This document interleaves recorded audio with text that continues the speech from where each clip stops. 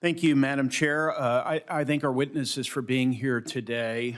There are a number of reasons why I regard this hearing as important. If members of my community don't have access to their local news, it can be an impediment to useful information and the decisions they make, the actions they take. Our sense of community can be undermined if we don't have access to information, or our sense of solidarity with our neighbors.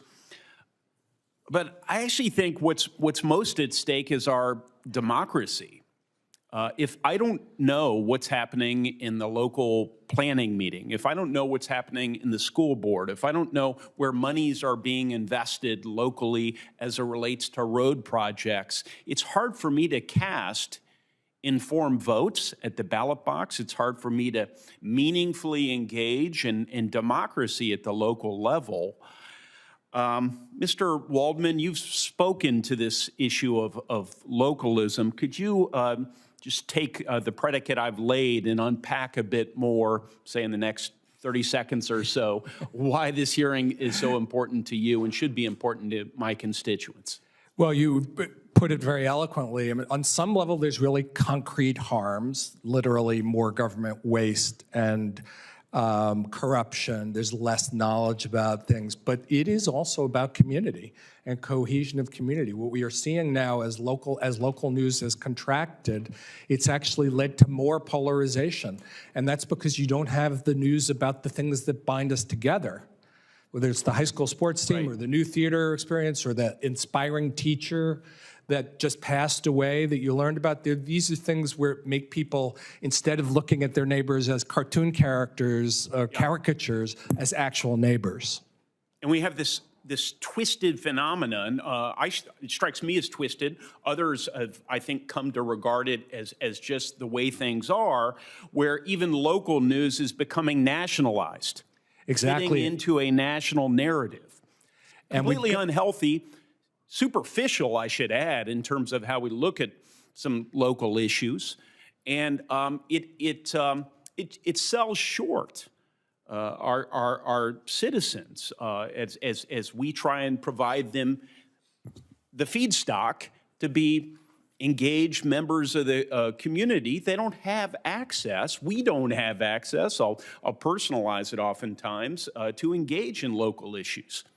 There was a study that came out just yesterday that pointed to exactly this paradox, which is that people actually feel like it's easy to get information about national news and harder to get news about their own neighborhood. So this is, I thought it was really important to cover that for my constituents and for others, because I think we make a mistake if we just regard this as an issue for business people and investors. It is that. It's a very important consideration, but we also need to be able to debate the merits and demerits of ownership decisions and caps within the context of community.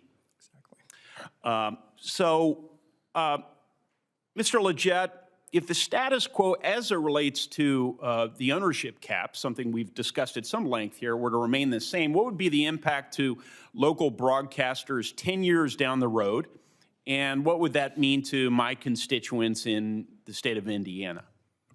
Thank you, Senator. And just to follow on from your initial remarks, what local stations are doing, what local broadcast stations are doing in your community throughout Indiana is providing that local trusted news, bringing communities together when other forms of media are monetizing division. We are combating mis and disinformation. That's what local broadcasters do best. And we don't have a business if we are not exceptional in the service we're providing in local communities. If you were to look market by market across the country, the #1 station in those markets is the station that is most devoted to those community services. So that is what we are fighting for today, is that trusted local journalism, but it needs scale.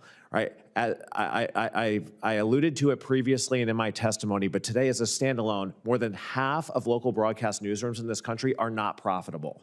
We are competing for advertising dollars with Google and Facebook, global behemoths. We're competing for eyeballs with Netflix and Amazon. We need scale in order to better compete. And that scale is going to pay for that localism, that investment in communities that is expensive. No one else in media has boots on the ground when that storm rolls through, both in anticipation, during the storm, and then in the aftermath to help the communities rebuild. And we need scale to compete with these nationwide pay TV providers. Otherwise, we can't fund that journalism, and we certainly can't pay for premier sports like the Super Bowl and keep them on broadcast. I regret I'm already over my time, but I would love to ask all of you questions in this forum. Thank you, Madam Chair. Thank you, Senator Young. Senator Klobuchar, are you ready? Yes. Okay, great. Senator Klobuchar. Thank you.